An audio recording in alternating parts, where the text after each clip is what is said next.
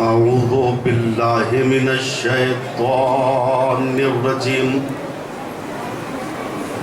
لا حول ولا قوة إلا بالله العلي العظيم بسم الله الرحمن الرحيم الحمد لله رب العالمين والصلاة والسلام والتحية والإكرام على نبي المؤيد والرسول المسدد والمحمود الأمجد النبي الأمي المكي المدني القرشي الهاشمي الأبتحي مولانا ومولا الثقلين جد الحسن والحسين أبي القاسم محمد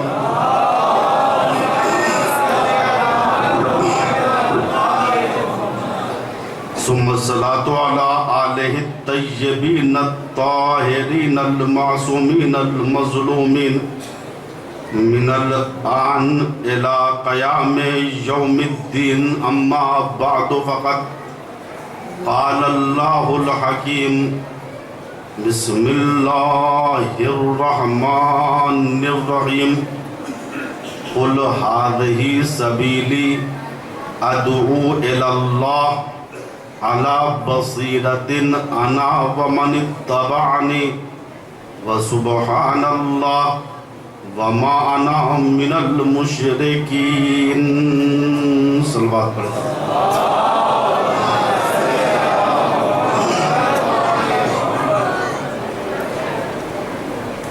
پروردگار عالم کتاب ہدی للعالمین میں رحمت للعالمین کو مخاطب کر کے کہہ رہا ہے کہ کہہ دیجئے یہ ہے میرا راستہ کہ میں لوگوں کو اللہ کی طرف بصیرت کے ساتھ بلاتا ہوں اور اس مسئلے میں میرا اتباع کرنے والا میرے ساتھ ہے اور پاک و پاکیزہ ہے ذات پروردگار اور میں مشرکین میں سے نہیں ہوں۔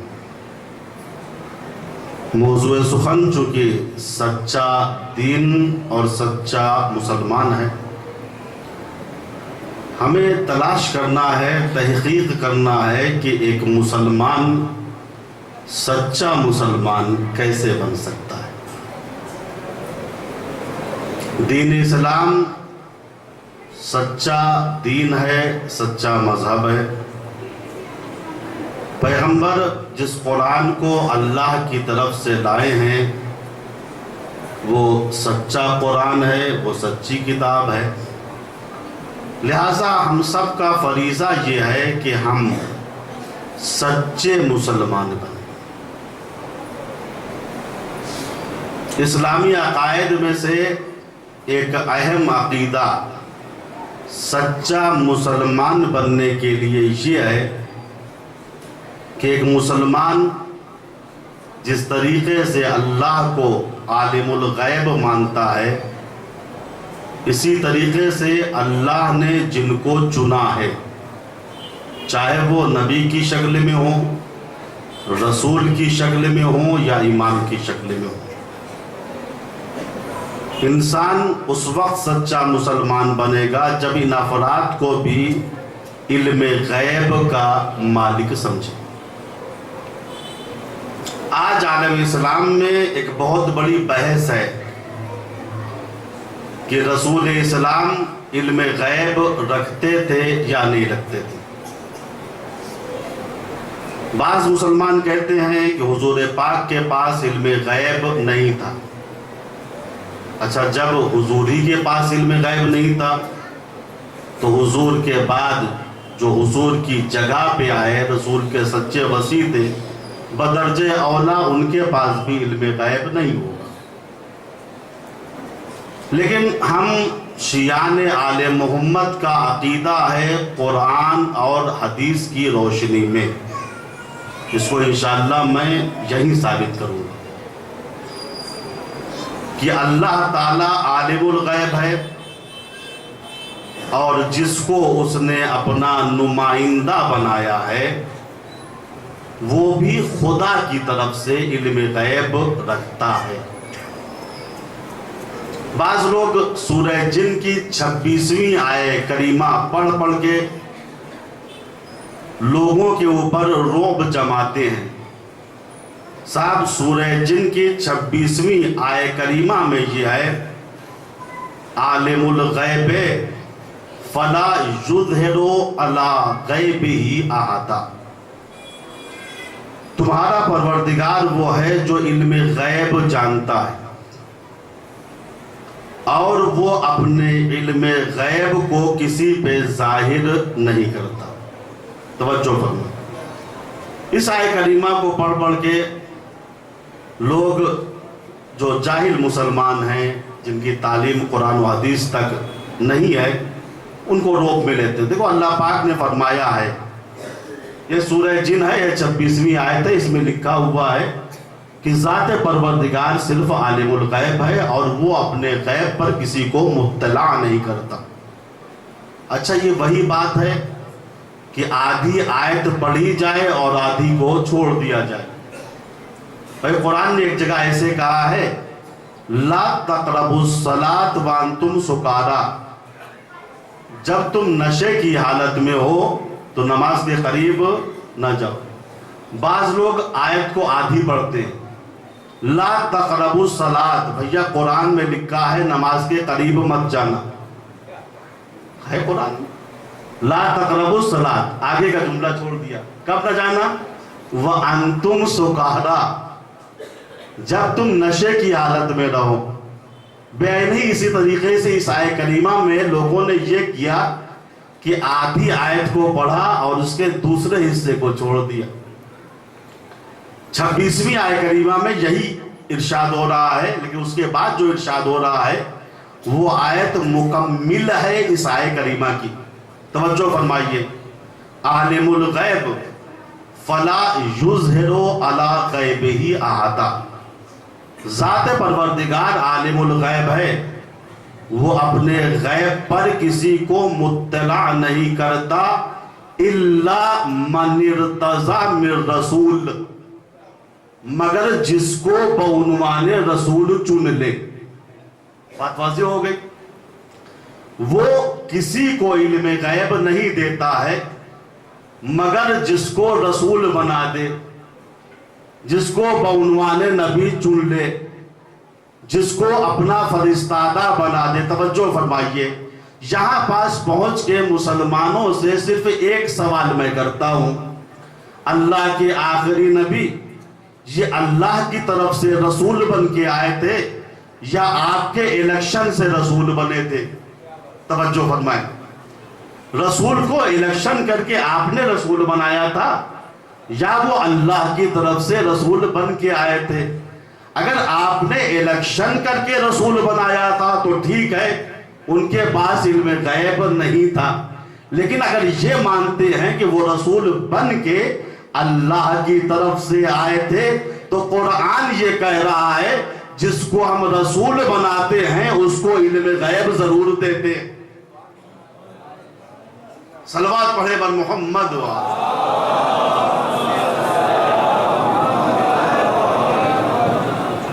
بہت توجہ سے سنیے، ایک عقائدی بحث ہے. علم غیب صرف خدا کے پاس ہے یا خدا نے جن کو چنا ہے ان کو بھی علم غیب دیا ہے؟ آئیے سورہ انعام کی آیت کریمہ ہم پڑھ لیں. ارشاد ہو رہا ہے وَعِندَهُ مَفَاتِحُ الْغَيْبِ لَا يَعْلَمُهَا إِلَّا هُوَ وَيَعْلَمُ مَا فِي الْبَرِّ وَالْبَحْرِ وَمَا تَسْقُطُ مِنْ وَرَقَةٍ إِلَّا يَعْلَمُهَا وَلَا حَبَّةٍ فِي ظُلُمَاتِ الْأَرْضِ وَلَا رَطْبٍ وَلَا يَابِسٍ إِلَّا فِي كِتَابٍ مُبِينٍ. اب آئیے تھوڑا تھوڑا ترجمہ کرتے رہیں. اللہ کہہ رہا ہے کہ اندہو وعندہو مفاتح الغیب، تمام غیب کے خزانے اللہ کے پاس ہیں. وَعِندَهُ مَفَاتِحُ الْغَیْبِ لَا يَعْلَمُهَا إِلَّا هُوَ، جس کو جز اس کے کوئی نہیں جانتا. وَيَعْلَمُ مَا فِي الْبَرِّ وَالْبَحْرِ، جو کچھ بھی خشکی اور تری میں ہے اللہ اس کو جانتا ہے.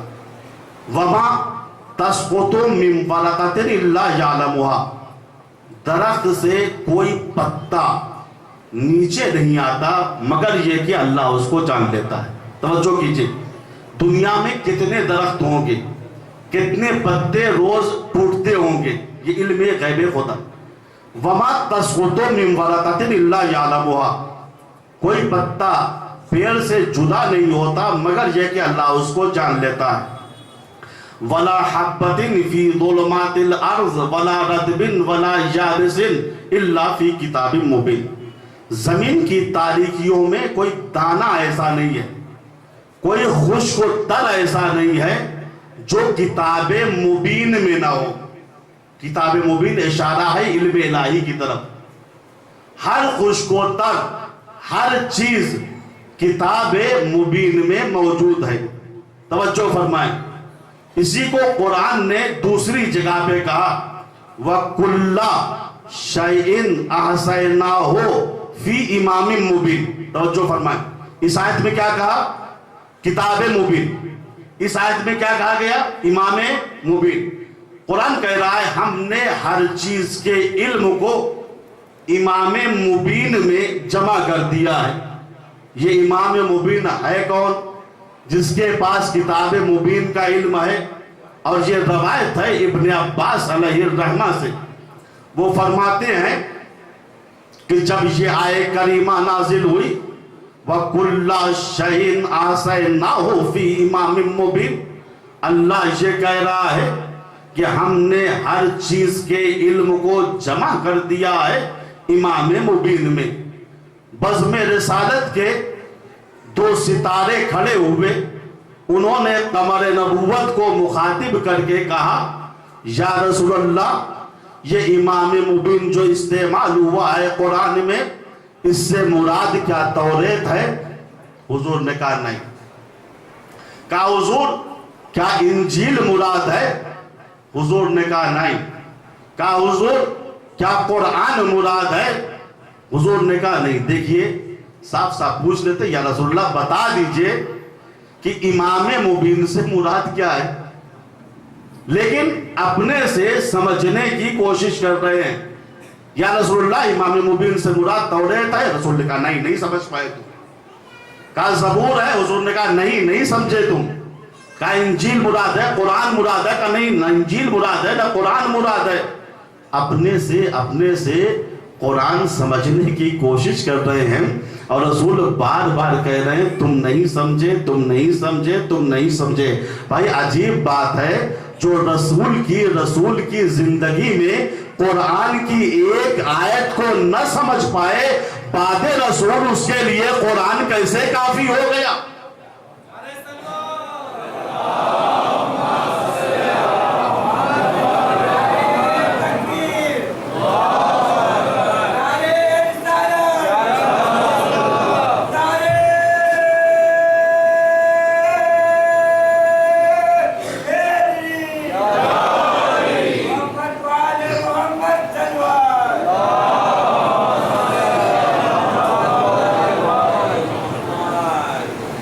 رسول توریت مراد ہے، زبور مراد ہے، انجیل مراد ہے، قرآن مراد ہے. رسول ہر مرتبہ کہتے رہے نہیں تم نہیں سمجھے، یہ مراد نہیں ہے، یہ مراد نہیں ہے، توریت مراد نہیں ہے، زبور مراد نہیں ہے، انجیل مراد نہیں ہے، قرآن مراد نہیں ہے. ابھی یہ زمینی ستارے رسول سے بات ہی کر رہے تھے. ایک مرتبہ مسجد کا دروازہ کھلا، قمر امامت نظر آیا. جب شمس نبوت کی نگاہ قمر امامت علی پہ پڑی تو دونوں ستاروں کو مخاطب کر کے کہا پہچان لو اِنَّا هَذَا لَهُوَ امام مبین، یہ علی امام مبین ہے.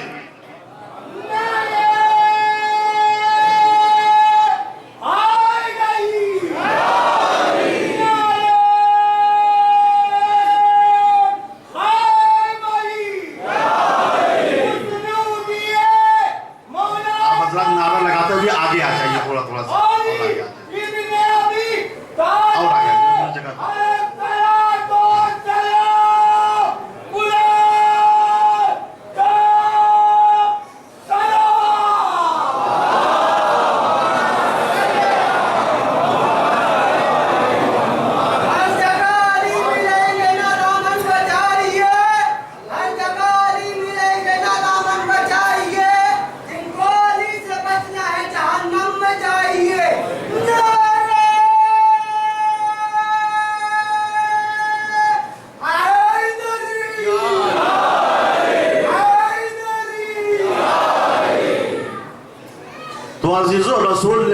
یہ علی ہیں امام مبین، علم اولین اور آخرین کے خزینے دار ہیں، ان سے محبت کرنے والا نجات پائے گا، ان سے بغض رکھنے والا ہلاک ہوگا۔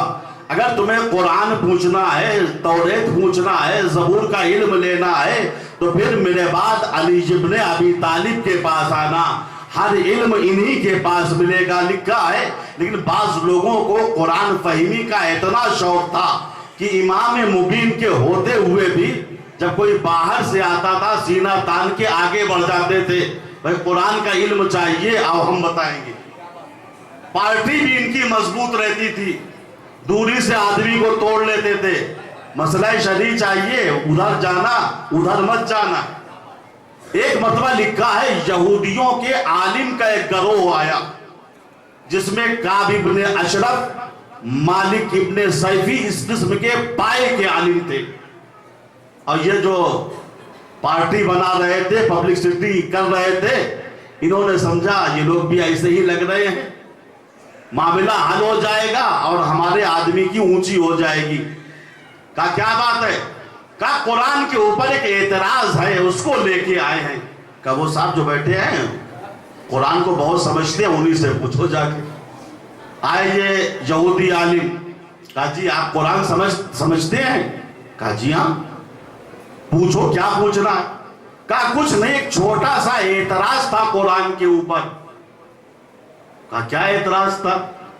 کہا آپ کے قرآن میں لکھا ہوا ہے جنت کے بارے میں، جس جنت میں متقین رہیں گے، حلال و حرام پہ عمل کرنے والے رہیں گے، جائز و ناجائز کو سمجھنے والے رہیں گے، اس کے بارے میں قرآن نے یہ کہا ہے ارضھا کارض السماوات والارض اعدت للمتقین۔ اللہ کہہ رہا ہے ہم نے جو متقین کے لیے جنت بنائی ہے اس کی چوڑائی اور لمبائی 7 آسمان اور 7 زمین کے برابر ہے آپ کے قرآن میں؟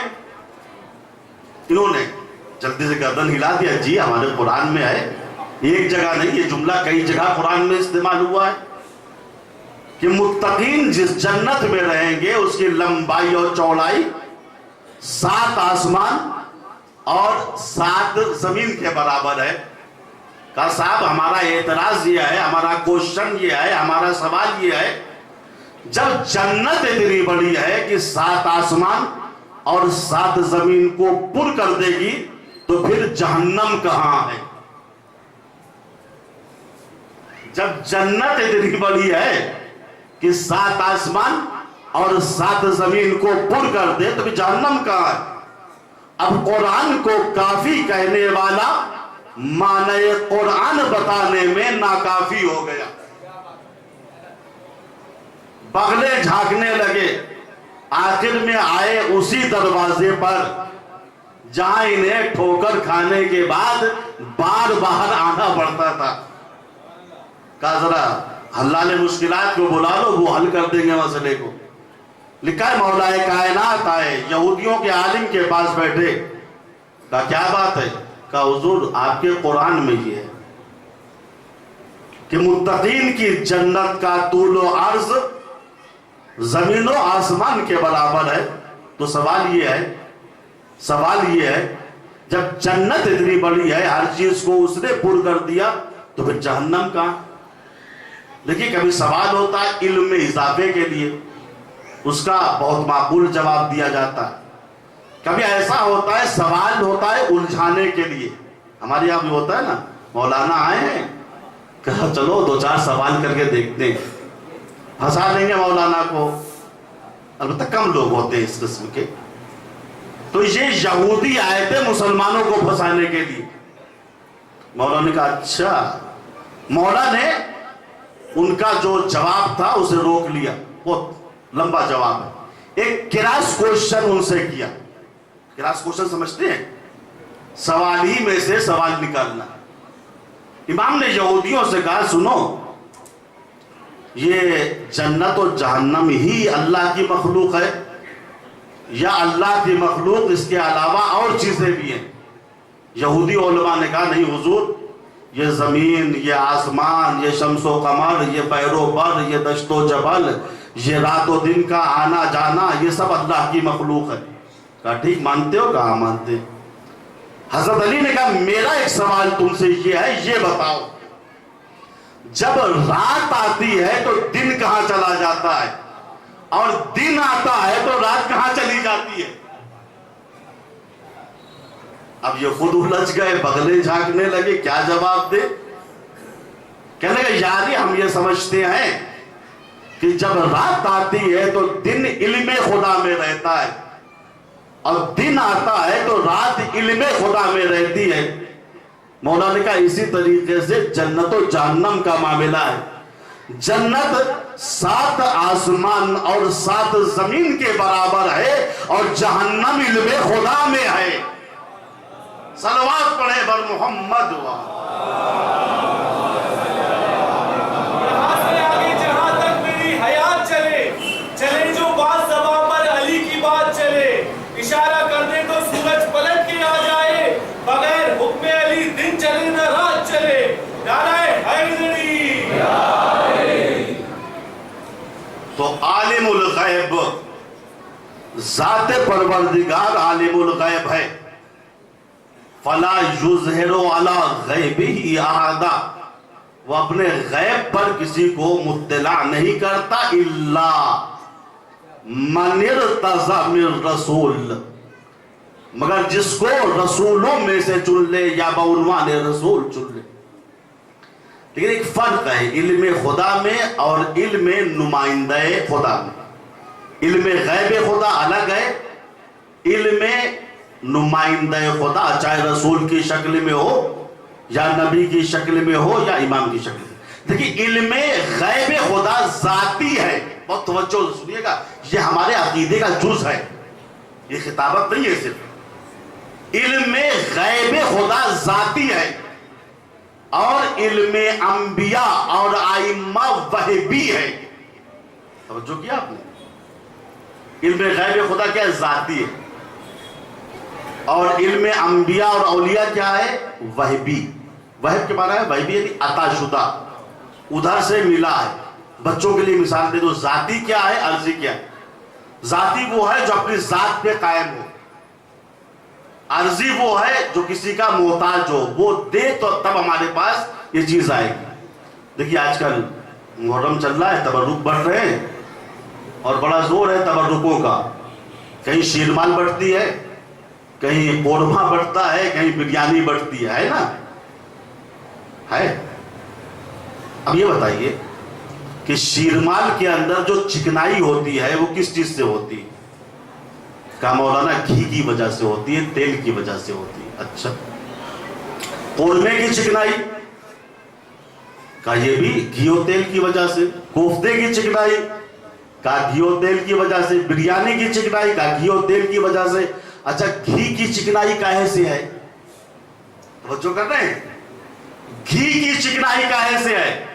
کہ مولانا گھی کی چکنائی ذاتی ہے، وہ کسی چیز سے نہیں ہے، لیکن بقیہ چیزوں کی چکنائی عرضی ہے، وحبی ہے، گھی کی وجہ سے ہے۔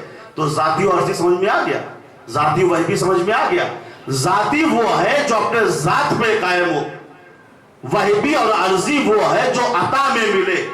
علم غیب خدا ذاتی ہے، اپنی ذات پہ قائم ہے، مگر علم انبیاء اور علم ائمہ جو علم غیب کی شکل میں ہوتا ہے وہ اللہ کی طرف سے وحبی ہوتا ہے،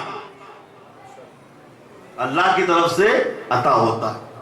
اور یہ واقعہ ایسا ہے جو میں بیان کرنے جا رہا ہوں، چونکہ میں کوئی خاص کتاب کا نام نہیں لوں گا، چونکہ ہر اس مورخ نے چاہے جس فرقے کا ہو، اس نے جنگ تبوک کے واقعات میں یہ واقعہ ضرور لکھا ہے۔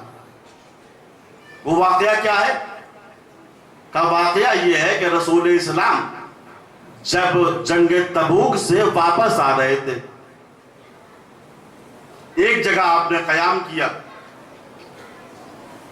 اتفاق یہ ہوا کہ رسول کا اونٹ کھو گیا۔ کیا ہوا؟ رسول کا اونٹ کھو گیا۔ پھر کیا ہوا؟ کہا صبح کو کھویا تھا، ظہر تک رسول کا اونٹ نہیں ملا. کہا پھر کیا؟ منافقین کو فتنہ پھیلانے کا موقع مل گیا. موضوع ذہن میں آئے نا کہ سچا مسلمان اور سچا اسلام یا سچا دین، منافقین کو فتنہ پھیلانے کا موقع مل گیا. آپس میں کہنے لگے لو میاں، جو رسول آسمان کی بات بتاتا ہو، زمین کی تہ کی بات بتاتا ہو، جبریل ان کے اوپر نازل ہوتے ہوں، جنت و کوثر کی باتیں ان کے پاس ہوں، ان کو یہ نہیں معلوم میرا اونٹ کہاں ہے؟ یہ کیسے عالم الغیب ہیں؟ جنت کو جانتے ہیں، کوثر کو جانتے ہیں، جہنم کو جانتے ہیں، جبریل و میکائیل و اسرافیل کو جانتے ہیں، مگر یہ نہیں جانتے میرا اونٹ کہاں ہے. تو بعض جو بیچوں بیچ میں مسلمان تھے وہ شک و شبہات میں پڑ گئے. منافقین کی بات تو صحیح ہے میاں، جو رسول آسمان کی بات بتاتا ہے، زمین کی تہ کی بات بتاتا ہے، اما اس کو یہ نہیں معلوم کہ میرا اونٹ کہاں ہے. مورخین لکھتے ہیں یہ فتنہ دوپہر تک پھیلتا رہا. بعض جو کمزور دل کے مسلمان تھے وہ بہکنے لگے، بات تو معقول ہے، بات تو ٹھیک ہے، رسول کو یہ پتا نہیں میرا اونٹ کہاں ہے، اور یہ بتا دیتے ہیں کہ جبریل نازل ہوئے ہیں، جنت میں یہ چیز اس جگہ پہ رکھی ہوئی ہے، جہنم میں فلا فلا جائے گی، سب کچھ بتا دیا رسول نے، لیکن یہ نہیں معلوم میرا اونٹ کہاں ہے. اب یہ فتنہ پھیلتا رہا. نتیجہ یہ ہوا عزیزو، ظہر کی نماز کے وقت جناب جبریل امین نازل ہوئے. انہوں نے کہا یا رسول اللہ آپ کا اونٹ فلا پہاڑی کے نیچے جو ایک درہ ہے، درے میں درخت ہے، اس درخت کی شاخ سے باندھ دیا گیا ہے، کسی کو بھیج کے اپنے اونٹ کو منگوا لیجیے. بولو فلا پہاڑی میں جو درہ ہے، درے میں درخت ہے، درخت سے بندھا ہوا ہے. حضور پاک نے کہا بلال جاؤ الصلاۃ الجامعہ کی آواز بلند کرو. بلال نے اذان کہی، لوگ جمع ہوئے، حضور پاک خطبے کے لیے کھڑے ہوئے اور فرمایا میں نے یہ سنا ہے کہ تم یہ کہتے ہو میرے پاس علم غیب نہیں ہے، مجھے اس بات کی اطلاع نہیں ہے میرا اونٹ کہاں ہے. سنو ابھی جبریل امین نازل ہوئے تھے، یہ ہے علم وحی، ابھی جبریل امین نازل ہوئے تھے، انہوں نے مجھے اس بات کی اطلاع دی ہے کہ میرا اونٹ فلا پہاڑی میں جو درہ ہے، درے میں جو پیڑ ہے اس کی شاخ سے بندھا ہوا ہے، جاؤ اسے کھول کے لے آؤ. مورخین لکھتے ہیں اس اعلان کے بعد منافقین کا فتنہ فیل ہو گیا، مومنین اپنے ایمان میں کامل ہو گئے، وہ کامیاب ہو گئے.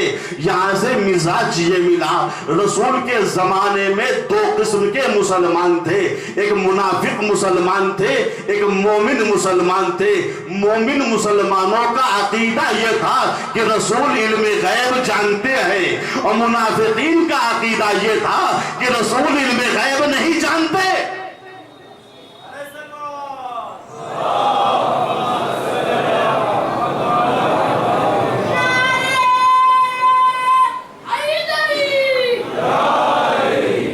اب بعض اصحاب پیغمبر گئے، اونٹ کو کھول کے لائے، منافقین کے منہ لٹک گئے، لو میاں یہ فتنہ بھی ہمارا فیل ہو گیا. بابصیرت اور سچے مسلمان اپنے ایمان میں کامیاب ہو گیا. عزیزو غور کیجئے، جو رسول یہ بتا سکتا ہے کہ میرا اونٹ فلاں جگہ بندھا ہوا ہے، تو کیا وہ باندھنے والے کا نام نہیں بتا سکتا؟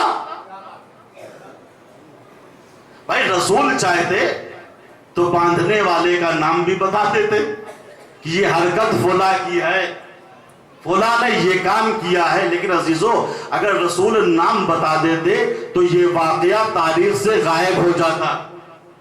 لہذا رسول نے نام نہیں بلکہ کام بتایا ہے. عجب نہیں، حضور پاک فرمائے یاد رکھنا حرکت میں بتا رہا ہوں، حرکتی کو خود تلاش کر لینا.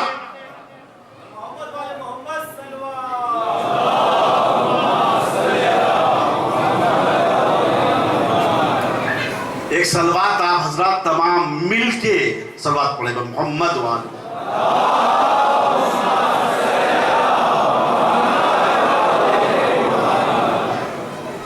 تو ہمارے عقیدے کے مطابق اللہ عالم الغیب ہے اور اللہ نے جس کو اپنا نمائندہ بنایا ہے وہ بھی خدا کی طرف سے. دیکھیے خدا کی طرف سے علم غیب رکھتا ہے اور جناب عیسیٰ کے علم غیب کی تائید خود قرآن نے کی ہے. اٹھا کے دیکھیے قرآن. جناب عیسیٰ اپنی قوم سے مخاطب ہے. دیکھیے جملے جملے پہ غور کیجئے گا, میں بغیر دلیل کے بات کرنے کا عادی نہیں ہوں. جناب عیسیٰ اپنی قوم سے مخاطب ہے, انی قد جئتکم بآیت من ربکم انی اخلق لکم من الطین کحیات الطیر فانفخ فیہ فیکون طیرا باذن اللہ وابرئ الاکمہ والابرص باذن اللہ وابرئ الاکمہ والابرص واحیی الموتى باذن اللہ وانبئکم بما کنتم تاکلون وما تدخرون فی بیوتکم. جناب عیسیٰ نے اپنی قوم سے کہا سنو میں تمہارے پروردگار کی طرف سے نشانی لے کے آیا ہوں. رسول تھے نا, اللہ کے بھیجے ہوئے تھے, لہذا نشانی معجزہ. انی قد جئتکم من ربکم, تمہارے پروردگار کی طرف سے نشانیاں لے کے آیا. نشانی کیا ہے؟ کہا سنو انی اخلق لکم من الطین کحیات الطیر, میں مٹی سے پرندے کی شکل بناؤں گا. فانفخ فیہ, پھر اس میں پھونک دوں گا. فیکون طیرا باذن اللہ, وہ مٹی کا پرندہ سچ مچ میں پرندہ ہو جائے گا. ایک نشانی. وابرئ الاکمہ والابرص, مادر زاد اندھے کو لے کے آؤ میں شفا دوں گا. لوگ کہتے ہیں نا شفا کیسے مل جاتی ہے, یہ قرآن ہے. کہتا ہے جس کو ہم بناتے ہیں اس کو ہم سارا اختیار دے دیتے. جناب عیسیٰ کہہ رہے ابرئ الاکمہ والابرص, میں مادر ذات اندھے کو شفا دیتا ہوں. مبروس انسان لے کے آؤ میں ہاتھ پھیروں گا شفا دے دوں گا. وَأُحْيِي الْمَوْتَى بِإِذْنِ اللَّهِ, میں اللہ کے اذن سے مردوں کو زندہ کر دوں گا. توجہ فرمائیں, میں اللہ کے اذن سے مردوں کو زندہ کر دوں گا. اب یہ علم غیب جو قرآن کہہ رہا ہے. پھر جناب عیسیٰ قوم سے کہتے ہیں وَأُنَبِّئُكُمْ بِمَا كُنْتُمْ تَأْكُلُونَ وَمَا تَدَّخِرُونَ فِي بُيُوتِكُمْ, سنو میں اللہ کی طرف سے آیا ہوں, میں بتا دوں گا تم کیا کھا کر آئے ہو. توجہ, تم کیا کھا کر آئے ہو اور کیا گھر میں ذخیرہ کر کے آئے ہو. علم غیب کیا ہے؟ جو چیز کوئی نہیں جانتا اس کو بتا دینا. جناب عیسیٰ کے علم غیب کی تائید قرآن کر رہا ہے. جناب عیسیٰ قوم سے کہہ رہے ہیں وَأُنَبِّئُكُمْ, میں تمہیں خبر دوں گا, بتاؤں گا. کیا بتاؤں گا؟ تم کیا کھا کر آئے ہو اور کیا جمع کر کے آئے ہو. ایسے میں مسلمان آگے بڑھیں گے, کیا کہیں گے؟ جی عیسیٰ تو عالم الغیب تھے مگر ہمارے نبی تو امی تھے, جاہل تھے, ان پڑھ تھے, پیٹھ کے پیچھے کی خبر نہیں رکھتے تھے. تو عیسائی کیا کہیں گے پھر؟ ہمارے نبی تمہارے نبی سے افضل ہو گئے. چونکہ تمہارے عقائد کے مطابق, تمہارے قرآن کے مطابق, تمہاری حدیثوں کے مطابق ہمارے نبی عیسیٰ کے پاس علم غیب تھا, لیکن تمہارے نبی کے پاس تم یہ کہتے ہو علم غیب نہیں تھا. تو پھر وہ اشرف الانبیاء کیسے بن گئے, خاتم الانبیاء کیسے بن گئے؟ ہمارے نبی عیسیٰ ان سے افضل, چونکہ وہ چرخ چہارم پہ ہے, یعنی آسمان چہارم پہ ہے. تمہارے عقیدے کے مطابق تمہارے نبی امی تھے, عالم الغیب نہیں تھے, وہ زمین پہ دفن ہے. عیسیٰ آسمان پر, آخری پیغمبر زمین پہ, لہذا عیسیٰ افضل. خدا کی قسم یہ ایسے عقائد ہوتے ہیں جو ہم کو الجھا دیتے. لیکن اگر کوئی سچا مسلمان ہوگا تو آگے بڑھ کے کہے گا خاک ہو تمہارے منہ میں عیسائیوں. ہمارا سچا عقیدہ یہ ہے کہ ہمارے نبی اشرف الانبیاء تھے, خاتم الانبیاء تھے. اگر عیسیٰ چرخ چہارم تک گئے تو ہمارے نبی مقام دنا فتد اللہ تک گئے. اگر عیسیٰ کے پاس صرف اتنا علم غیب تھا کہ وہ اتنا بتا دیا کرتے تھے کیا کھا کر آئے ہو اور کیا گھر میں رکھ کر آئے ہو، تو میرے نبی نے قیامت تک کی باتوں کو بتا دیا ہے. دیکھیے ایسا ہوتا ہے، ایسے عقائد ہوتے ہیں جو مسلمانوں کو الجھنوں میں ڈال دیتے ہیں، لیکن خدا کی قسم ہر دور میں ایسے سچے مسلمان رہے ہیں جنہوں نے عیسائیوں کا منہ توڑ جواب دیا. یہ انگریز حکومت جب ہندوستان میں تھی اس وقت کا واقعہ ہے. ایک انگریز نے توہین رسالت میں ایک مصرع مسلمانوں کے پاس بھیجا. کہا مسلمانوں اگر دم ہے تو اس مصرے پہ مصرع لگاؤ. مصرع کیا تھا؟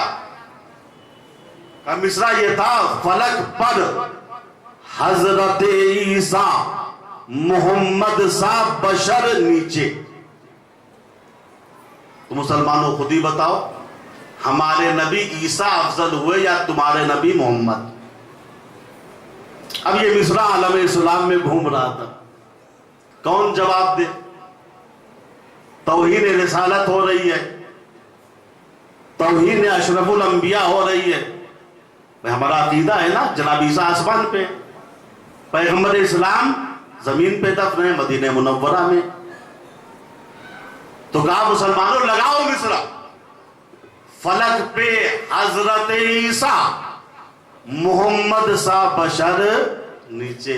ایک روشن ضمیر مسلمان آگے بڑھا، کہا عیسائیوں تمہارا جواب یہ ہے سنو، فلک پر حضرت عیسیٰ محمد سا بشر نیچے، یہ دریائے محبت ہے حباب اوپر گوہر نیچے.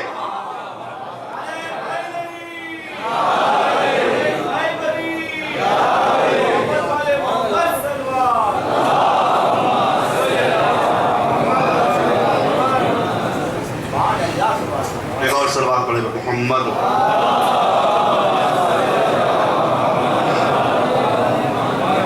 تو عزیزو رسول عالم الغیب تھے چونکہ اللہ کے چنے ہوئے تھے، اور جو رسول کا سچا وصی تھا، سچا جانشین تھا، اس کے پاس بھی علم غیب تھا. میں ان کی بات نہیں کر رہا ہوں جو خود رسول ہی کو عالم الغیب نہیں مانتے. تو ان کے بعد میں جو افراد آئیں گے ان کو بدرجہ اولا نہیں مانیں گے کہ یہ عالم الغیب تھے. اور یہ حدیث جمہور مسلمین کے 200 علماء نے نقل کی ہے کہ رسول نے فرمایا انا مدینۃ العلم وعلی بابها، میں شہر علم ہوں، علی اس کے دروازے ہیں. ومن اراد العلم فلیات الباب، جو علم چاہتا ہے وہ دروازے پر آئے. در و دیوار میں نقبے نہ لگائیں. فمن اراد العلم فلیات الباب، جو علم چاہتا ہے وہ دروازے پہ آئے، علی کے پاس آئے. علی کے پاس علم جمع ہے چونکہ یہ وہ ہیں جن کو قرآن نے امام مبین کہا ہے. ابن عباس علیہ الرحمہ فرماتے ہیں علم کے 10 جز ہیں جن میں سے 9 جز کو جز علی کے کوئی نہیں جانتا. اور اس روایت کو علامہ ترمذی نے نقل کیا ہے کہ علم کے 10 جز ہیں جن میں سے 9 جز کو جز علی کے کوئی نہیں جانتا. اور علم کا جو 10واں جز ہے اس جز میں بھی علی سب سے بڑے عالم اور عالم ہیں. احمد ابن حنبل نے لکھا کہ جز علی کے دعوائے سلونی اس جہان میں کسی نے نہیں کیا. علامہ جلال الدین سیوطی لکھتے ہیں کہ علی نے بارہا کہا تھا جو پوچھنا ہو پوچھ لو، میں قیامت تک کے فتنوں کی خبر دے دوں گا تم کو. مولا کے کیا یہ بیانات علم غیب نہیں ہے؟ مولا نے جو کہا تھا بعد میں وہ چیز آئی. بات کی جو خبریں تھی یہ علم غیب نہیں ہے. مولا نے پیش گوئی کی تھی کہ میرے بعد جناب میثم تمار ابن زیاد کے ہاتھوں قتل ہوں گے. نتیجہ کیا ہوا؟ قتل ہوا یا نہیں ہوا؟ مولا نے پیش گوئی کی تھی عمرو بن حمید خزائی کی شہادت حاکم شام کے ہاتھوں ہوگی، ہوئی یا نہیں؟ تاریخ کے مسلمات ہیں. یہ نہیں کہ ہمارے فرقے کے عالم نے لکھا ہے، دوسرے فرقے کے عالم نے نہیں، سب نے لکھا ہے اس کو. خود حضرت علی نے جو پیش گوئی کی تھی میرے بیٹے حسین کی شہادت یزید ملعون کے ہاتھ سے ہوگی، ہوئی یا نہیں ہوئی؟ کیا یہ مولا کے بیانات علم غیب پہ مبنی نہیں ہے؟ بہت سے لوگ کھڑے ہوئے علی کے علم کا چرچا کر رہے تھے، گفتگو کر رہے تھے. واقعاً علی عالم ہے، ان کا علم ایسا ہے کوئی ان کا مقابلہ نہیں کر سکتا ہے. ابن عباس کھڑے ہوئے سن رہے تھے، ان کو بڑا تعجب ہوا. ابن عباس تم تو خاندان والے ہو، تم بتاؤ علی کی فضیلت کیا ہے، علی کی مدح میں تم زبان کھولو. ابن عباس نے کہا مجھ سے کیا پوچھتے ہو اس شخص کے بارے میں کہ جب بھی وہ، ایک مرتبہ نہیں، جب بھی وہ اپنی چھت کے اوپر جاتا تھا تو عرش اعظم پر جبریل کے پروں کی آواز کو سنتا تھا.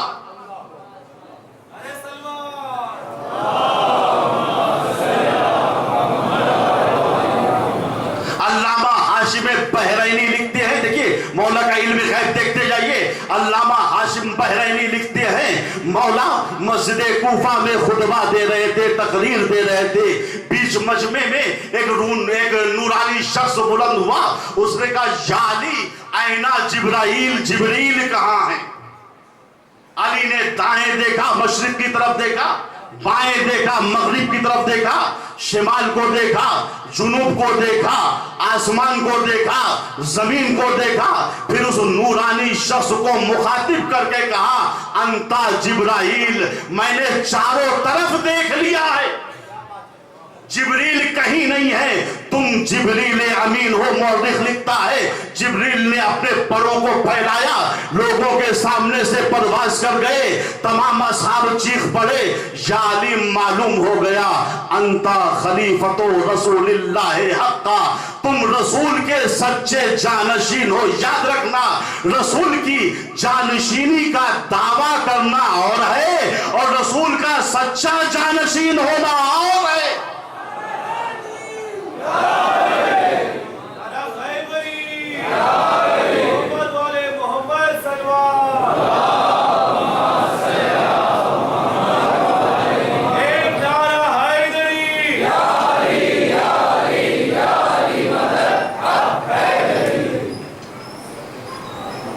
تمام اصحاب نے کہا یا علی آج معلوم ہو گیا انتا خلیفۃ رسول اللہ حقا.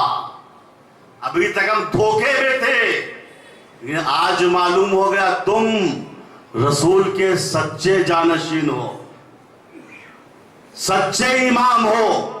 توجہ فرمائیں، علماء بیان کرتے ہیں کہ امام حسین علیہ السلام کی ولادت کی تاریخ تھی. صلوات پڑھے پر محمد.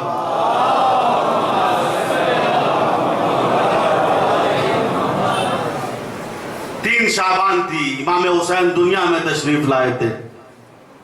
اصحاب جوخ در جوخ مبارکباد دینے کے لیے آ رہے تھے. علی دروازے پہ بیٹھے ہوئے تھے. تھوڑی دیر کے بعد اصحاب کا ایک گروہ نبی کے پاس پہنچا لیکن اس کا چہرہ اترا ہوا. رسول نے کہا اس مبارک موقع پہ چہرہ کیوں اترا ہوا؟ کہا یا رسول اللہ ہم تھوڑی دیر پہلے حسین کی ولادت کی مبارکباد دینے کے لیے آپ کی خدمت میں آئے تھے، لیکن علی نے ہم کو یہ کہہ کے روک دیا ابھی تم رسول کے پاس نہ جاؤ. چونکہ رسول کی خدمت میں 1,20,000 فرشتے آسمان سے تبریک و تہنیت کے لیے آئے ہوئے ہیں. ابھی انسانوں کا وقت نہیں ہے. کیا رسول اللہ یا رسول اللہ یہ علی کو کس نے بتایا؟ توجہ، علی کو کس نے بتایا کہ آپ کی خدمت میں 1,20,000 فرشتے آسمان سے تبریک و تہنیت کے لیے نازل ہوئے؟ رسول نے کہا خود علی کو بلا کے پوچھ لو، خود علی کو بلا کے پوچھ لو۔ علی آئے، رسول نے کہا یا علی، ان میرے اصحاب کو اعتراض یہ ہے، تم کو کیسے معلوم ہوا میری خدمت میں 1,20,000 فرشتے حسین کی ولادت کی مبارکباد دینے کے لیے آسمان سے زمین پہ آئے؟ ان کو بتا دو، ہم کو تو معلوم ہے۔ علی نے کہا یا رسول اللہ میں دروازے پر بیٹھا ہوا تھا، جتنے فرشتے آ رہے تھے سب آپ کو سلام کر رہے تھے، اور سلام کرنے کے بعد اپنی خصوصی زبان میں تبریک و تہنیت پیش کر رہے تھے۔ جب میں نے ان زبانوں کو گنا تو وہ 1,20,000 زبانیں تھی، جس کی وجہ سے میں سمجھ گیا کہ آپ کی خدمت میں 1,20,000 فرشتے بیٹھے ہوئے ہیں۔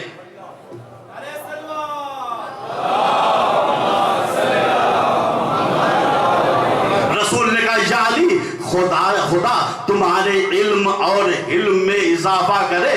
پھر اصحاب کو مخاطب کر کے کہا یاد رکھنا اس روئے زمین پر علی سے بڑی اللہ کی کوئی نشانی نہیں ہے۔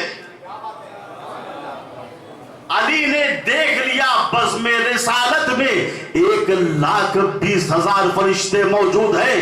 جملہ صاحبان فہم کے حوالے کرنا چاہتا ہوں، جو عرصہ بزم میں فرشتوں کے عدد پہ نگاہ رکھتا ہو، وہ میدان رزم میں کافروں کی 7 پشتوں پہ نگاہ رکھے تو تعجب نہ کرنا۔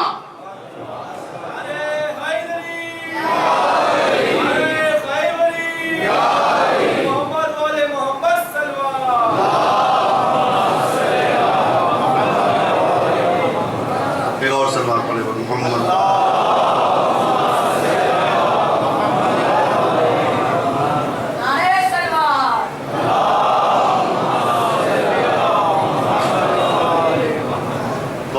اللہ عالم الغیب ہے، اور اللہ نے جس کو نمائندہ بنایا ہے وہ بھی خدا کی طرف سے علم غیب رکھتا ہے۔ یہ عین ایمان ہے، یہ قرآن سے بھی ثابت ہے، یہ سنت اور حدیث سے بھی ثابت ہے۔ اچھا ایک اعتراض ہوتا ہے کہ اچھا ثابت ہے کہ آپ جن کو مانتے ہیں 12 امام، ان کا نام قرآن میں کیوں نہیں ہے؟ ان کا نام قرآن میں کیوں نہیں؟ اچھا آپ جن کو مانتے ہیں ان کا نام قرآن میں ہے؟ آتا ہے نا؟ دیکھیں قرآن ایک ایسی کتاب ہے جو کلیات کو بیان کرتی ہے، چیز کے اجزاء کو قرآن بیان نہیں کرتا، جز کو۔ مثلا قرآن میں کہیں آپ کو نماز نہیں ملے گی، جیسی ہم نماز پڑھتے ہیں ویسی نماز نہیں ملے گی۔ کہیں لکھا ہے اقیموا الصلاۃ، مسلمانوں نماز قائم کرو، کیسے پڑھیں گے کیا بتائیے؟ کہیں لکھا ہے وارکعوا مع الراکعین، رکوع کرنے والوں کے ساتھ رکوع کر لو۔ چلو رکوع ہو گیا بھیا، اب کیا کریں؟ بعض آیتوں سے سجدہ ظاہر ہو جاتا ہے، چلو ہم سجدہ کر لیں گے۔ بعض آیتوں سے قیام ثابت ہو جاتا ہے، چلو قیام ہو جائے۔ بقیہ کہنے وہ حدیث ہے نا، رسول نے فرمایا تھا صلو کما رأیتمونی اصلی، ایسے نماز پڑھو جیسے میں نماز پڑھتا ہوں۔ قرآن نے بھی یہی کہا ہے وَأَنزَلْنَا إِلَيْكَ الذِّكْرَ لِتُبَيِّنَ لِلنَّاسِ مَا نُزِّلَ إِلَيْهِمْ۔ رسول حقیقی معنی میں آپ مفسر قرآن ہیں، ہم نے ذکر قرآن کو آپ پر نازل کیا تاکہ آپ بیان کریں مسلمانوں پہ کون سی چیز نازل ہوئی ہے۔ اگر سارے مسلمان قرآن سمجھ لیتے تو پھر رسول کی ضرورت ہی کیا تھی؟ تو قرآن کلیات کو بیان کرتا ہے، فرد کے نام کو بیان نہیں کرتا۔ قرآن نے یہ کہا اطیعوا اللہ وَأَطِیعُوا الرَّسُولَ وَأُولِي الْأَمْرِ مِنْکُمْ، اطاعت کرو اللہ کی، اس کے رسول کی، اور کس کی؟ وَأُولِي الْأَمْرِ مِنْكُمْ، جو اولی الامر ہیں، صاحبان امر ہیں۔ خب صاحبان امر ہیں کون؟ کہا نہیں، اس کو تو رسول بتائیں گے۔ بات واضح ہوگی؟ قرآن کلیات کو بیان کرتا ہے، اس کی تشریح حدیث میں ہوتی ہے، اور رسول کا یہی فائدہ بھی تھا، ورنہ ہر ایک کہہ دیتا قرآن کافی ہے، رسول کی ضرورت ہم کو نہیں ہے۔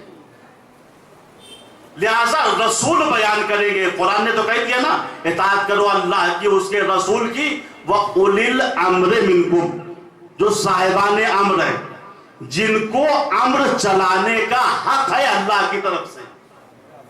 توجہ فرمائیں، بعض لوگ ترجمہ کرتے ہیں صاحبان امر سے مراد یہ بادشاہ ہے جن کے ہاتھ میں حکومت کی باگڈور ہوتی ہے۔ تو ٹھیک ہے بھیا، تو اس میں کافر اور مسلمان تو نہیں لکھا ہوا ہے نا۔ اگر مراد اولی الامر سے یہ ہے جو بھی حاکم بن جائے، جو بھی پردھان منتری بن جائے، جو بھی صدر مملکت بن جائے، چاہے جس ملک میں ہو، اس کی اطاعت کرو، تو پھر معاملہ ہی خراب ہو جائے گا۔ تو ماننا پڑے گا اولی الامر وہ ہے جس کو رسول بیان کرے۔ کیا بھیا رسول نے کہیں بیان کیا ہے؟ جی ہاں، 10 سے زیادہ روایتیں ہیں، اور یہ صحیح بخاری میں بھی روایت ہے، اور بھی معتبر کتابوں میں روایتیں ہیں کہ رسول نے فرمایا میرے بعد میرے 12 جانشین ہوں گے۔ کتنے جانشین ہوں گے؟ 12، نہ کم نہ زیادہ، میرے بعد میرے 12۔ یہ اپنی کتابوں کی بات نہیں کر رہا ہوں، ہمارے تو ہے ہی، یہ بات کر رہا ہوں سیاہ ستہ بقیہ مسلمانوں کی۔ یہ حدیث تمام مسلمان مانتے ہیں کہ حضور پاک نے یہ فرمایا تھا میرے بعد میرے 12 جانشین ہوں گے۔ اب کئی پاس حدیث میں آگے ملتا ہے کلہم من العرب، یہ 12 کے 12 عربی ہوں گے۔ کہیں لکھا ہے کلہم من قریش، یہ 12 کے 12 قبیلہ قریش سے ہوں گے۔ اور میری نظر سے یہ بھی گزرا ہے کلہم من ولد فاطمہ، ہر ایک فاطمہ زہرا کا بیٹا ہوگا۔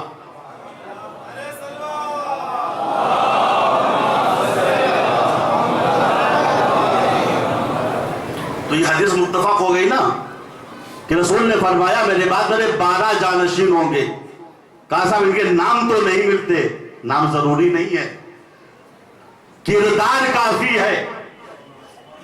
جتنے بھی ہمارے 12 ائمہ ہیں، آپ اٹھا کے دیکھ لیجئے تاریخ، ہر ایک لکھتا ہوا نظر آتا ہے، چاہے امام صادق ہو، امام کاظم ہو، امام رضا ہو، یا بقیہ ائمہ، ہر ایک کے بارے میں مورخین نے لکھا ان کے زمانے میں ان سے بڑا عالم کوئی نہیں تھا، ان کے زمانے میں ان سے بڑا متقی و پرہیزگار کوئی نہیں تھا، ان کے زمانے میں ان سے بڑا صاحب النسب کوئی نہیں تھا۔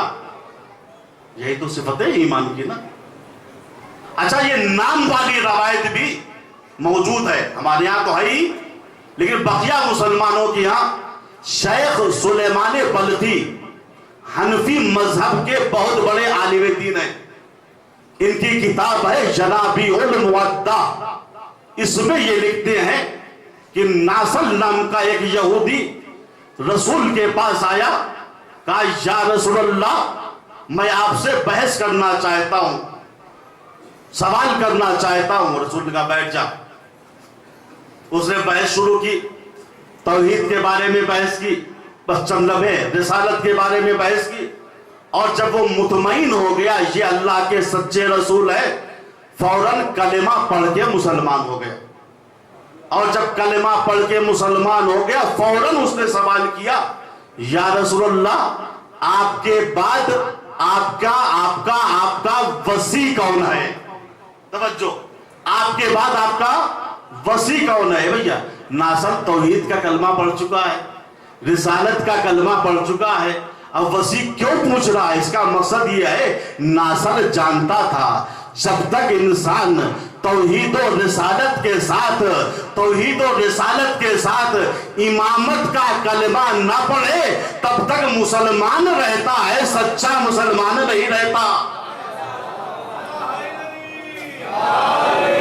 खुशबू न आए जिसमें वो कागज का फूल है, हुब्बे अली नहीं तो इबादत फजूल है, जन्नत बिना अली के मुसलमान की भूल है, सबने सुना है साहब ये कौले रसूल है, जो भी अली के इश्क से दामन बचाएगा, काबे में भी मरेगा तो दोज़ख में जाएगा। नारा हैदरी। बहुत आराम से सुनते रहिए, मेरा मकसद ये नहीं है कि मैं किसी को उसके मजहब से हटाना चाह रहा हूं, जी नहीं। हम खुदा की बारगाह में मसूल हैं। कुरान कहता है अगर जियो तो दलील के साथ, मरो तो दलील के साथ। रोज़े क़यामत ये काम नहीं आएगा फला मौली साहब आए थे उन्होंने मना किया था ये बात न करना। अगर कुरान ने मना किया है, मौली साहब ने नकल किया, मानेंगे हम। लेकिन मौली साहब की जाती फिक्र है तो इनकी फिक्र क़यामत पे काम नहीं आएगी। क़यामत पे या कुरान काम आएगा या सुन्नत पैगंबर काम आएगी। तवज्जो फरमाए। नासल ने कहा या रसूल अल्लाह मैं तो मुसलमान हो गया हूं, लेकिन बराए मेहरबानी ये बता दीजिए आपके बाद आपका वसी कौन होगा। हुजूर ने कहा है नासल मेरे बाद मेरे वसी अली इब्न अबी तालिब अलैहिस्सलातु वस्सलाम।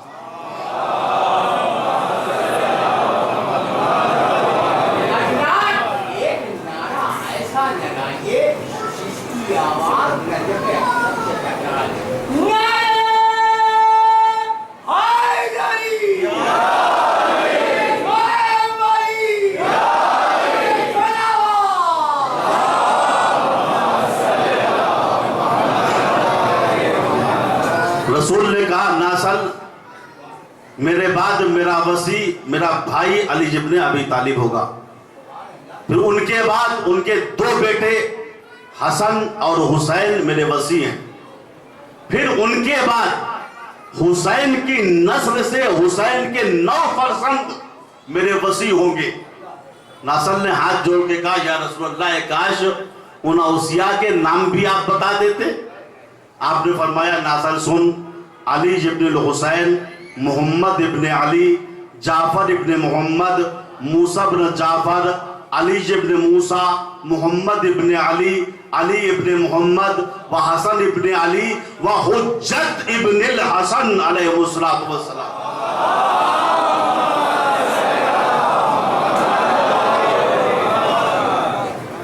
रसूल ने अपने 12 औसिया के नाम बता दिए। फिर नासल से कहा नासल सुन तूबा लिमन अहब्बहुम व अतबाहुम, जन्नत में मकाम तूबा उसके लिए है जो इन 12 इमाम से मोहब्बत करे और इनका इत्तिबा करे। वो वैलुन लिमन अबग़ज़हुम, और जहन्नम में मकाम वैल उसके लिए है जो इन 12 इमामों से बुग़्ज़ रखे। कसम खुदा की मैं एक जुमला अपनी तरफ से नहीं कह रहा हूं, हक बयान करना हमारा फरीज़ा है। और ये हनफी मसलक के आलिम दीन है, हमारे मसलक के आलिम दीन भी नहीं। लेकिन 12 की तौज़ीह जो रसूल ने नासल से दी है ये अस्माए गिरामी उसमें बयान हुए हैं। देख लीजिएगा उठा के जनाबी उल मुअत्ता। तो रसूल ने क्या कहा तूबा तूबा तूबा जन्नत में एक जगह का नाम है, जन्नत में मुकाम तूबा उसके लिए है जो इन 12 इमाम का इत्तिबा करे, इनकी बात माने और इनकी इताअत करे। बात तय है ना। जो इनकी इताअत करेगा, इनकी बात मानेगा, वो इनके सामने सवाल बैअत नहीं कर सकता। सवाल बैअत करना इस बात की दलील है कि हम इनको इमाम नहीं मानते। यजीद ने हुसैन इब्न अली से सवाल बैअत किया था। बैअत के माना जानते हैं? बैअत के माना है अपने को बेच देना। बाआ यबियो इसका मादा है। बैअत यानी अपने को बेच देना। मगर क्या कोई मुसलमान अपने को दूसरे के हाथ बेच सकता है? जी नहीं। हमने अपनी जान का सौदा अपने परवरदिगार से किया है। इन्नल्लाह अश्तरा, सूरह तौबा उठा के देखना, इन्नल्लाह अश्तरा मिनल मुमिनीना अनफुसहुम व अमवालहुम بِأَنَّ لَهُمُ الْجَنَّةَ، اللہ نے مومنین سے ان کی جان اور ان کے مال کو خرید لیا ہے، اس کے بدلے میں مومنین کے لیے جنت ہے۔ بھائی ہم نے اپنے کو کس کے ہاتھ بیچا ہے؟ اللہ کے ہاتھ۔ یہ زمین اور دنیاوی پراپرٹی تھوڑی نہ ہے، آج ان کے ہاتھ بیچ دیا، کل ان کے ہاتھ بیچ دیا۔ اسی لیے ہمارے مذہب میں اللہ کے علاوہ کسی کی بیعت جائز نہیں ہے، کیونکہ بیعت کے معنی کیا ہے؟ بیچ دینا اپنے آپ کو۔ ہم اللہ کی بیعت کر چکے ہیں، اپنے آپ کو اللہ کے ہاتھ بیچ چکے ہیں۔ پھر رسول کے ہاتھ پہ کیا ہوتا تھا؟ توجہ بھائی، رسول کے ہاتھ پہ مسلمان بیعت کرتے تھے یا نہیں کرتے تھے؟ کرتے تھے، لیکن قرآن نے کیا کہا؟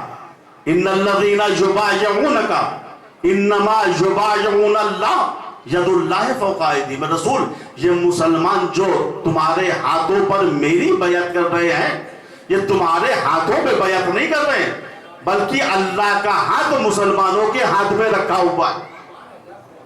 چونکہ رسول معصوم تھے، اور معصوم کی بیعت اللہ کی بیعت ہوتی ہے، لہذا معصوم کی بیعت ہو سکتی ہے، غیر معصوم کی بیعت ناجائز ہے۔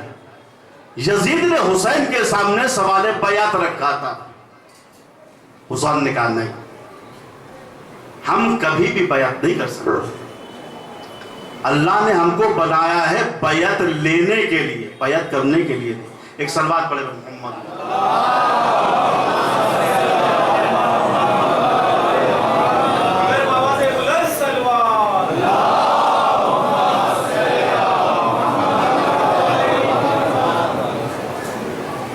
اللہ نے ہم کو بیعت لینے کے لیے بنایا ہے، بیعت کرنے کے لیے نہیں بنایا۔ اسی عزم و ارادے کے ساتھ زہرا کا لال 28 رجب سن 60 ہجری کو اپنا پیارا وطن مدینہ چھوڑ دیتا ہے۔ آپ 5 شعبان سن 60 ہجری میں مکے کی سرزمین پہ وارد ہوئے۔ حسینی قافلہ 4 مہینہ 2 دن مکے میں رکا رہا۔ یوم ترویہ کی صبح حسین ابن علی جب نکلنا چاہ رہے تھے، علامہ شوستری لکھتے ہیں ابن عباس خانہ کعبہ کی چھت پہ چڑھے، تمام حجاج کو مخاطب کر کے کہا، اے مسلمانوں، میں اتمام حجت کر رہا ہوں، میں نے آج کی رات خواب میں یہ دیکھا ہے کہ جبریل امین کا ہاتھ حسین کے ہاتھوں میں ہے، اور جبریل بصدائے بلند کہہ رہے ہیں، حلمو الی بیعت اللہ، مسلمانوں اگر اللہ کی بیعت کرنی ہے تو حسین کے ہاتھ پہ آ کے اللہ کی بیعت کر۔ بات طے ہو کہ حسین سردار جنت تھے، حسین معصوم تھے۔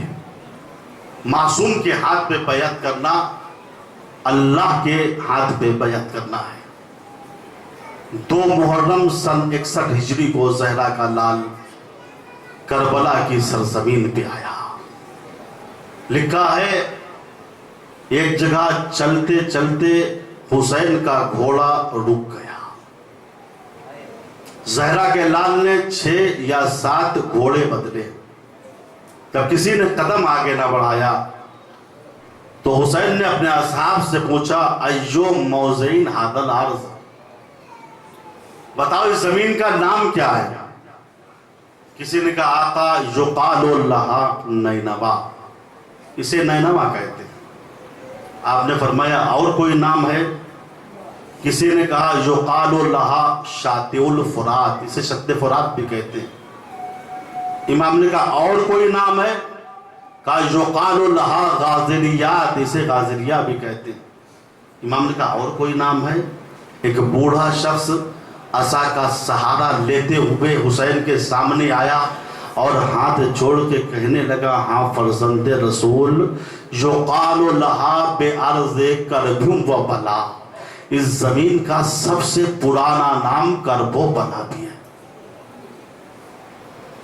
جیسے حسین ابن علی نے کربلا کا نام سنا، فَإِنْدَهَا تَنَفَّسَ السَّوْدَا، ایک آہ سرد بھری وبکا بکان شدیدا، زہرا کا لال بہت دیر تک روتا رہا، پھر کہا واللہ ہا ہونا منا خور کعبینا ومسفکو دمائنا ومقتلو رجالنا، خدا کی قسم یہ وہ سرزمین ہے جہاں ہماری سواریوں کے بوجھ اتارے جائیں گے، جہاں ہمارا خون بہایا جائے گا، جہاں ہمارے مردوں کو قتل کیا جائے گا۔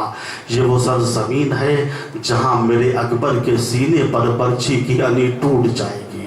یہ وہ سرزمین ہے جہاں میرے ششماہ مجاہد کے گلے پہ تیر ہرملا لگے گا۔ یہ وہ سرزمین ہے جہاں میرے عباس کے بازوؤں کو کاٹ دیا جائے گا۔ عزادارو، عباس کا ماتم کرنے کے لیے جمع ہوئے ہو۔ عباس باب الحوائج ہے، کسی کی حاجت کو رد نہیں کرتے۔ عباس اس وفادار غیرت دار کردار انسان کا نام ہے جس نے شب عاشور اپنی صیقل کی ہوئی تلوار کو اپنے آقا حسین کے ہاتھوں سے توڑتے ہوئے دیکھا، لیکن زبان سے اف تک نہ کی۔ عباس سقائے سکینہ کا نام ہے۔ عباس جب تک زندہ تھے بیویوں کی ٹھارس بندی ہوئی تھی۔ لکھا ہے عباس ابن علی جب نہر فرات جا رہے تھے پانی لانے کے لیے، خیمے میں آئے، مشک و علم لیا، نکلنا چاہتے ہیں، ثانیہ زہرا جناب زینب کی نگاہ پڑ گئی، کہا بھیا عباس تم بھی جا رہے ہو؟ بھیا عباس تم بھی جا رہے ہو؟ عباس نے کہا شہزادی آج رہا کون ہے؟ کہا جاؤ بھیا آج زینب کو یقین ہو گیا۔ عباس نے کہا شہزادی آپ کو کس بات کا یقین ہو گیا؟ کہا نہیں عباس تمہیں جانے کی جلدی ہے، جاؤ، اب قیامت کے دن جب ملاقات ہوگی تمہیں بتا دوں گی۔ کہا نہیں شہزادی میں سن کے جاؤں گا۔ کہا عباس مجھے بہت دور مدینہ جانا پڑے گا، سننا چاہتے ہو سنو، میرا بچپنا تھا، میں بابا علی کی آغوش میں بیٹھی ہوئی تھی، ایک باد تند چلی، میرے شانے سے میری ردا ہٹ گئی، بابا علی نے میرے دونوں شانوں کو چوما اور چوم کے رونے لگے۔ عباس میں گھبرا گئی، گھبرا کے بابا سے پوچھا بابا آپ شانوں کو چوم کے رو کیوں رہے ہیں؟ کہا بیٹی زینب ایک دن ان شانوں میں رسی باندھی جائے گی۔ بھیا عباس بابا کی بات تو غلط نہیں ہو سکتی، لیکن خدا تم کو سلامت رکھے، جب تم جوان ہوئے اور دشمنوں کے درمیان سے گزرتے تھے تو میں یہ سوچا کرتی تھی جس بہن کا عباس جیسا بھائی ہو، کس میں مجال ہے اس کے شانوں میں رسی باندھے، مگر بھیا آج تم جا رہے ہو، زینب کو یقین ہو گیا ان شانوں میں رسی بندھے گی۔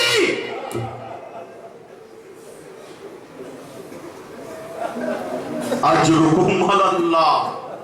عباس نہر فرات پہ آئے، 4000 کے لشکر کو شکست دی، نہر فرات سے پانی کو بھرا، گھوڑے پہ سوار ہوئے، آسمان کا رخ کیا اے میرے پروردگار کسی طریقے سے یہ پانی اطفال حسینی تک پہنچ جائے۔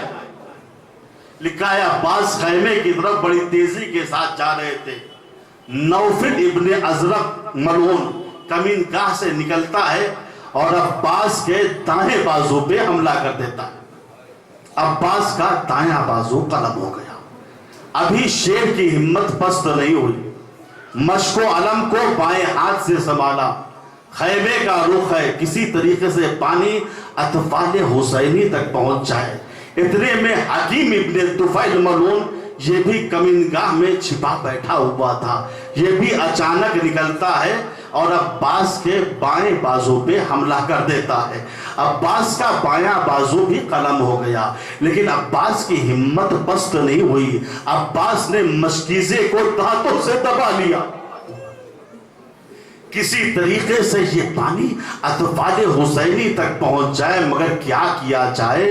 ایک تیر سنسناتا ہوا آیا، مشک سکینہ پہ لگا، پورا پانی بہ گیا۔ عباس کی ہمت پست ہو گئی، گھوڑے کا رخ دوبارہ فرات کی طرف کر دیا۔ اب میں خیمے جا کر کیا کروں گا؟ اتنے میں ایک اور تیر آتا ہے جو عباس کی آنکھ میں لگتا ہے۔ عزاداروں، بہت بڑی مصیبت ہے، ہماری آنکھ میں ایک تنکا بھی چلا جاتا ہے تو کتنی تکلیف ہوتی، لیکن ہمارے پاس ہاتھ موجود ہوتے ہیں، ہم ہاتھ کی مدد سے تنکا نکال لیتے ہیں۔ مگر ہائے، غازی عباس کی آنکھ میں تیر اس وقت لگا جب آپ کے دونوں ہاتھ قلم ہو گئے تھے۔ سید محمد ابراہیم قزوینی حرم حضرت ابوالفضل عباس کے امام جماعت تھے۔ ایک دن وہ وقت کے خطیب محمد علی خراسانی کی مجلس میں گئے۔ خطیب نے مصائب جناب عباس کے پڑھے اور ایک جملہ ایسا کہا جس پر مومنین بہت روئے۔ عزاداروں، وہ جملہ یہی تھا، اللہ نے غازی عباس کی مصیبت، آنکھ میں تیر اس وقت لگا جب آپ کے دونوں ہاتھ قلم ہو گئے تھے۔ اس بیان پر مومنین بہت روئے، یہ عالم دین بھی بہت روئے۔ مجلس ختم ہو گئی، عالم دین خطیب کے پاس گئے، کہا خطیب اتنے سخت مصائب کیوں پڑھتے ہو جس کی سند زیادہ معتبر نہیں ہے؟ آئندہ اس مصائب کو مت پڑھنا۔ عالم دین نے منع کیا۔ رات ہوئی، بستر پہ سوئے، کیا دیکھا؟ غازی عباس آئے ہوئے ہیں اور فرماتے ہیں اے عالم دین، کیا تم کربلا کے میدان میں تھے جو تم کو معلوم ہوتا کہ مجھ عباس پہ کون کون سی مصیبت پڑی ہے؟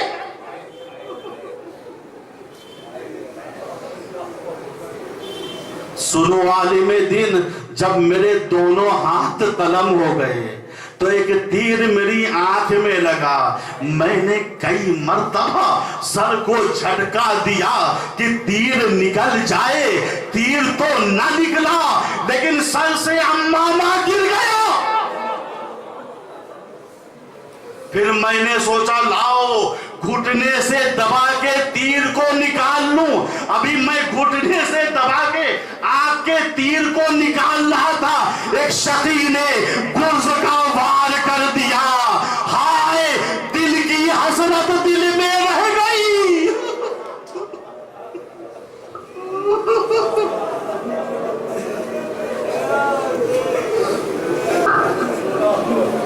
ختم ہو گئے عزاداروں مصائب۔ دو جملے اور سن لیجیے، جب کوئی بلندی سے گرتا ہے تو ہاتھوں کا سہارا زمین پہ دیتا ہے، لیکن ہائے عباس گھوڑے سے زمین پہ کیسے آئے ہوں گے؟ ہاتھ پہلے قلم ہو چکے تھے۔ علامہ مجلسی کا بیان ہے، سن لو روایت، انشاءاللہ بہت روگے۔ علامہ مجلسی کا بیان ہے، میں غازی عباس کے مصائب لکھ رہا تھا، کسی نے دق الباب کیا، میں نے دروازہ کھولا تو کیا دیکھا؟ ایک نقاب پوش بی بی کھڑی ہوئی ہے اور فرماتی ہے علامہ مجلسی تم میرے لال عباس کے مصائب لکھ رہے ہو۔ عزاداروں سمجھ گئے نا یہ کون سی بی بی ہے؟ یہ وہ بی بی ہیں جنہوں نے عباس کو اپنا بیٹا کہا۔ بی بی کہتے ہیں علامہ مجلسی تم میرے لال عباس کے مصائب کو لکھ رہے ہو، اتنا اور بڑھا دینا، جب کوئی بلندی سے گرتا ہے تو ہاتھوں کا سہارا زمین پہ دیتا ہے، مگر ہائے میرے لال عباس کے ہاتھ پہلے قلم ہو چکے تھے، میرا لال منہ کے بل زمین پہ آیا، حسین کو آواز دی آقا حسین میری مدد کیجئے، حسین کمر تھامے ہوئے دوڑے، الان ان کا سرا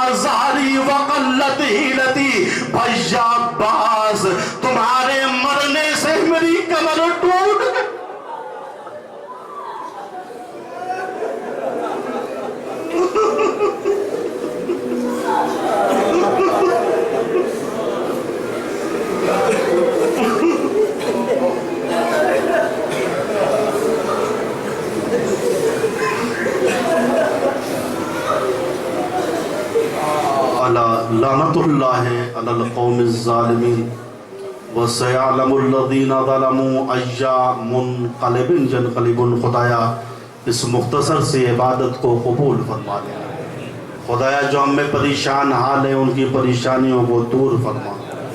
خدایا جو ہم میں مقروض ہیں ان کے قرضوں کو ادا فرما دے۔ خدایا جو ہم میں بیمار ہیں بحق بیمار کربلا ان سب کو شفائے کاملہ و عاجلہ عطا فرما۔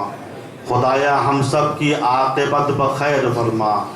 خدایا ہمارے مرحومین پہ نظر کرم فرما۔